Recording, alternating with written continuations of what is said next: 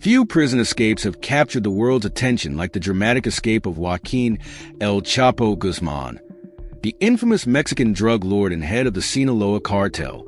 Known for his unparalleled influence, power, and ruthlessness, El Chapo orchestrated one of the most sophisticated prison breaks in history.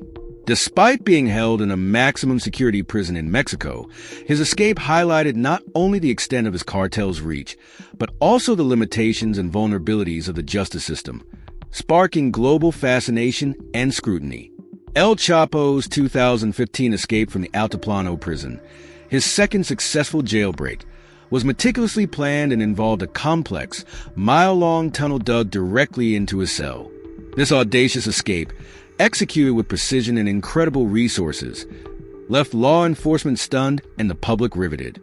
How could one of the most notorious criminals slip out from a heavily guarded facility? The story behind his escape reveals a web of cartel power, corruption, and engineering prowess that seemed pulled straight from a Hollywood thriller. The man behind the legend Joaquín El Chapo Guzmán. Joaquín Guzmán, famously known as El Chapo or Shorty due to his stature, is not just any drug lord. He's one of the most powerful and feared cartel leaders in modern history. Born in the remote mountains of Sinaloa, Mexico, Guzmán's rise to power began humbly. He worked for the Guadalajara cartel in the 1980s, proving his ruthless efficiency and earning a reputation for strategic thinking. When the Guadalajara cartel was dismantled, Guzmán seized the opportunity, founding the Sinaloa cartel, which would become one of the largest and most influential drug trafficking organizations in the world. Over time, his cartel dominated the cocaine, heroin, and methamphetamine trade, funneling billions of dollars into his operations. El Chapo's reputation didn't stem from just his vast drug empire, but also from his cunning, violent methods and his ability to evade capture.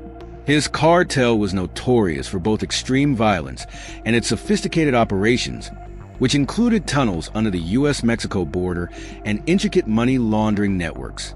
Guzmán maintained an iron grip on his territory and built loyalty through both fear and reward, paying off entire communities and public officials to ensure his protection.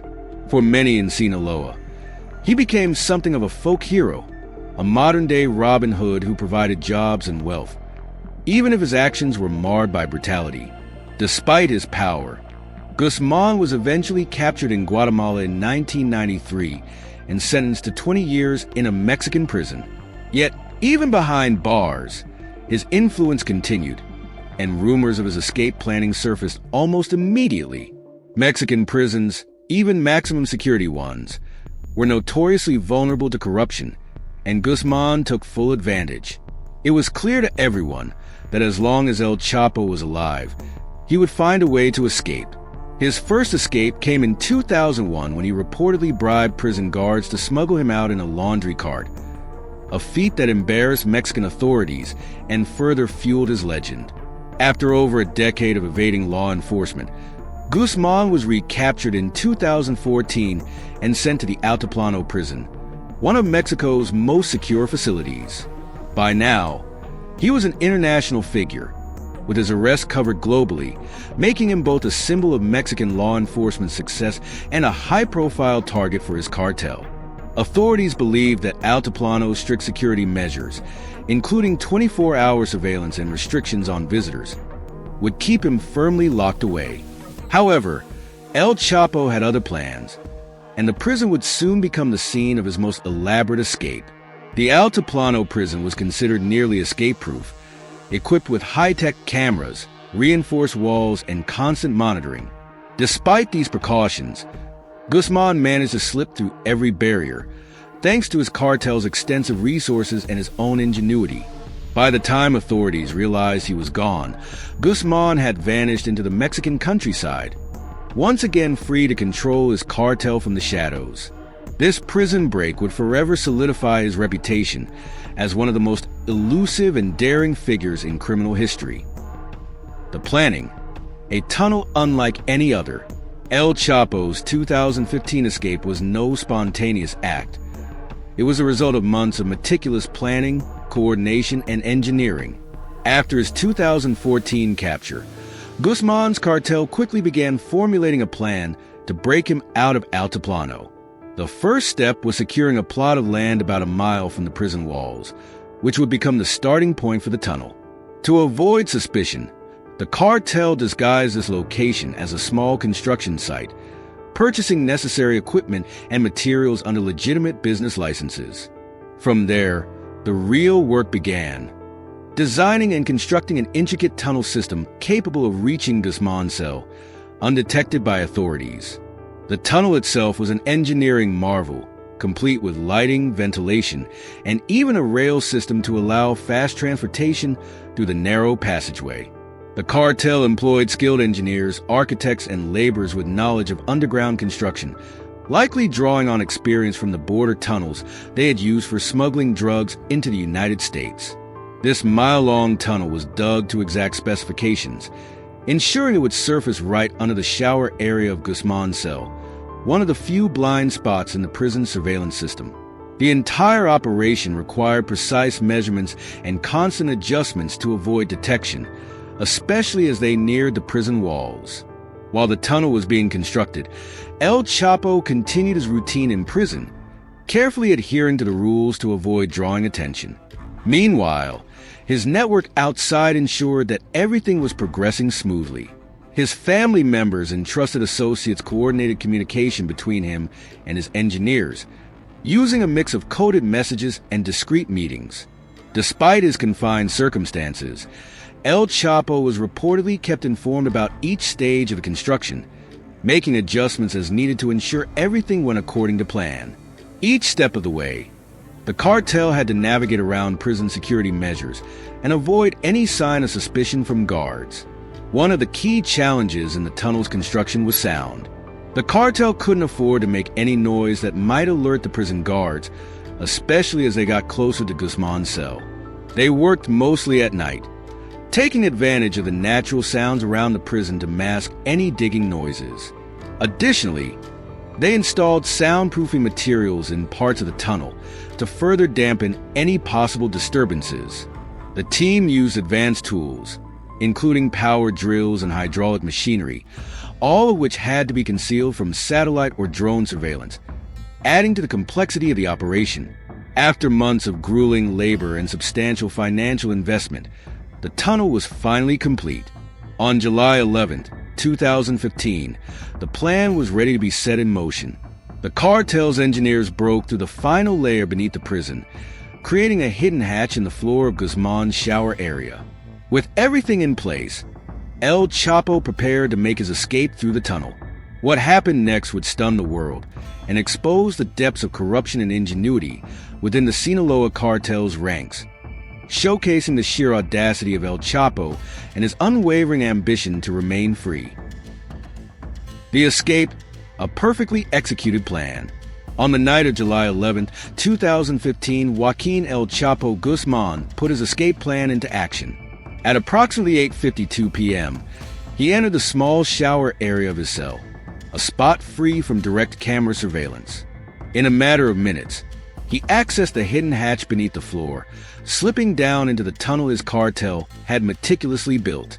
By the time prison guards noticed his absence, Guzmán was already far down the tunnel, speeding through the underground passageway on a custom-built motorcycle that was mounted on rails, a detail that added speed and efficiency to his escape. The mile-long tunnel was equipped with lighting and ventilation to ensure a smooth passage for Guzmán. The motorcycle, powered by a small engine, allowed him to cover the distance swiftly, avoiding the need to walk or crawl through the tunnel. This unprecedented level of planning highlighted not only Guzmán's influence, but also the level of expertise within the Sinaloa cartel. Every aspect of the escape had been carefully crafted to minimize the chances of error, showing the cartel's capacity to execute an operation as sophisticated as any Hollywood film. When Guzmán emerged on the other end, he was met by trusted associates who were waiting to whisk him away. They had prepared several vehicles for a rapid getaway, knowing the authorities would quickly launch a manhunt. From there, Guzmán disappeared into the Mexican countryside, leaving no trace behind. The escape was a carefully timed maneuver, with multiple safe houses set up to shelter him as he made his way to an undisclosed location. The Sinaloa cartel's control over local areas played a crucial role in keeping him hidden, as his network ensured that he was safe and unreachable. The discovery of the tunnel sent shockwaves throughout Mexico and the world. News of Guzmán's escape quickly spread, leaving Mexican authorities scrambling to explain how one of the world's most notorious drug lords had managed to escape from a maximum security prison. For many, the prison break was a stark reminder of the influence the cartel wielded within Mexico and its ability to evade the law. The scale of the escape prompted an international outcry, with the United States expressing deep concerns and offering assistance in the search for Guzmán. Within days, Guzmán's escape had become a media sensation, with headlines capturing every detail of the prison break and speculating on his whereabouts. Despite extensive search efforts by the Mexican government, El Chapo had vanished without a trace. The tunnel became a symbol of both his genius and the immense resources of the Sinaloa cartel, as well as a humiliating failure for Mexican law enforcement. It was clear that capturing Guzmán again would be no easy task, as he had now shown the world the full extent of his reach and ingenuity. The international hunt, tracking down El Chapo. In the aftermath of El Chapo's escape, Mexican authorities launched an extensive manhunt with the support of international agencies, including the FBI and Interpol. The escape had deeply embarrassed the Mexican government, which now faced tremendous pressure to recapture Guzmán as quickly as possible. Security forces were deployed across the country, and checkpoints were established in an attempt to prevent him from crossing into safe territories. A reward of 60 million pesos, equivalent to around $3.8 million, was offered for any information leading to his capture, intensifying the search efforts. El Chapo, however, was well prepared to evade capture. His vast network of loyalists provided him with safe houses, supplies, and constant updates on the authorities' movements. Many of these hideouts were situated in remote mountainous areas of Sinaloa, his home territory, where the cartel held strong local influence. Despite the resources dedicated to the search, Guzmán's deep connections with local communities and his cartel's control over certain regions allowed him to move freely. Villagers were known to support him and act as informants, tipping him off whenever law enforcement drew near. The search became increasingly difficult for Mexican authorities as Guzmán's supporters employed counter-surveillance tactics to mislead and confuse the search teams. His ability to adapt and move through difficult terrain kept him one step ahead of the authorities. He reportedly used underground tunnels and hidden passages to travel between locations, evading detection. The cartel even spread misinformation to divert the authorities' focus to other regions, demonstrating their strategic sophistication. With each failed capture attempt, Guzmán's legend grew, symbolizing his untouchable status and the depth of cartel influence. International pressure continued to mount as Guzmán remained on the loose. The United States government, concerned about his impact on drug trafficking into American cities, offered to assist in his recapture, pushing Mexico to collaborate more closely with U.S. law enforcement. The DEA and the FBI joined in the search, providing intelligence on cartel activity and tracking Guzmán's communications. This collaboration allowed for more advanced surveillance measures, but Guzmán's network was well-versed in countering these efforts, frequently changing locations and relying on a strict code of secrecy among his closest allies. Despite the unprecedented scale of the search, Guzmán remained elusive, adding to his mystique and the frustration of law enforcement. Mexican authorities conducted numerous raids, hoping to catch him off guard, but each attempt ended in disappointment. As time passed, Guzmán's escape came to represent a larger struggle between the government and the cartels, a cat-and-mouse game played out on an international stage. This high-stakes pursuit revealed the challenges of capturing a figure as powerful and resourceful as El Chapo, whose cunning and extensive resources kept him just out of reach. The recapture, El Chapo's final fall. After months of evading capture, El Chapo's freedom came to an end in early January 2016. The final break in the case came when Mexican authorities tracked his location through a surprising source: his desire to tell his story. El Chapo had been in contact with actors and producers, hoping to create a biographical film about his life. Unbeknownst to him, the meetings and communications related to this project left a trail that authorities could trace. This costly mistake marked the beginning of the end for one of the world's most elusive criminals. The Mexican government, working with the DEA and other U.S. agencies, used this lead to narrow down Guzmán's location to a safe house in Los Mochis, Sinaloa. Early on the morning of January 8, 2016, Mexican Marines launched a surprise raid on the house. The operation quickly turned violent as Guzmán's security team opened fire, resulting in a fierce shootout. Despite the intense firefight, the Marines managed to push through, determined to capture their target once and for all. During the chaos, El Chapo and a bodyguard slipped out through a series of tunnels connected to the house, but authorities were prepared this time. After escaping through the tunnels, Guzmán emerged in the city's sewer system, hoping to evade capture yet again. However, his luck had run out. He was eventually spotted by the Marines and forced to flee above ground, where he attempted to hijack a car to escape. The military, having tracked his movements, swiftly closed in, surrounding him and ensuring there was no escape. After years of chasing him through mountains, tunnels, and hidden safe houses, the Marines finally had El Chapo in custody, marking a decisive victory for law enforcement.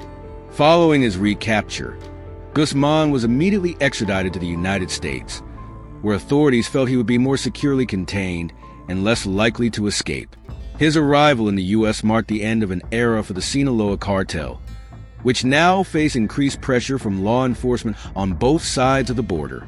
Held in a high-security facility, Guzmán was cut off from his cartel, marking a drastic shift in his life and legacy.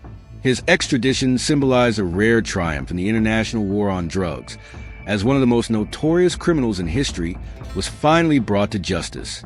El Chapo's recapture was not only a significant law enforcement success, but also a symbolic win in the ongoing battle against the influence of drug cartels.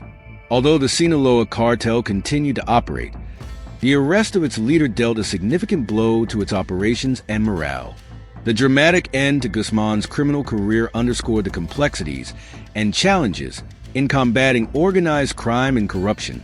For the Mexican and American governments, his final fall represented a rare moment of victory and a hopeful reminder that even the most powerful criminals can be held accountable. The legacy of El Chapo's escape and capture.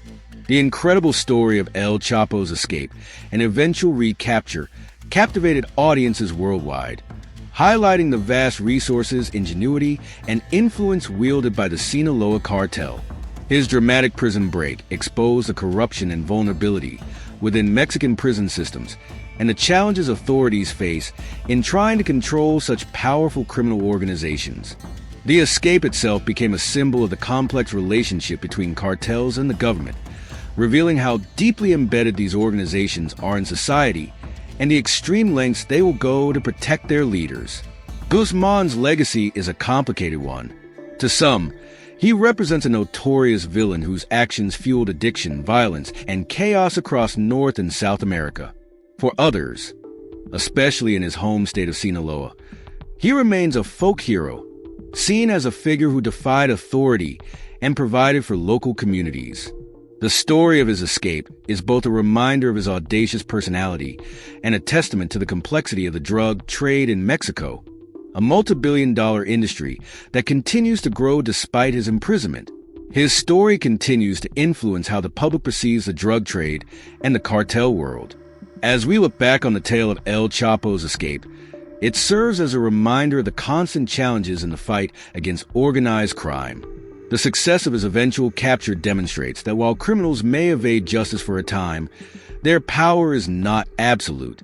Thank you for watching this deep dive into one of the most infamous prison breaks in modern history. Don't forget to like, subscribe, and join us next time as we uncover more of the world's most fascinating stories. Until then, stay curious.